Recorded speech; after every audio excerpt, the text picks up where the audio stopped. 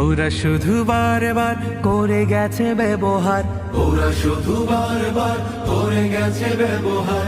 চিনতে ওদের আর বাকি নাই, ঐক্য ছাড়া কোনো পথ নাই। জামাত চরমনাই হেফাজত খেলাফা, আমাদের ভেদাভেদ নাই। জামাত চরমনাই হেফাজত খেলাফা, আমাদের ভেদাভেদ নাই। আল্লাহর আইনে বিশ্বাসী যারা নয়, তারা শুধু নামেতেই মুসলিম।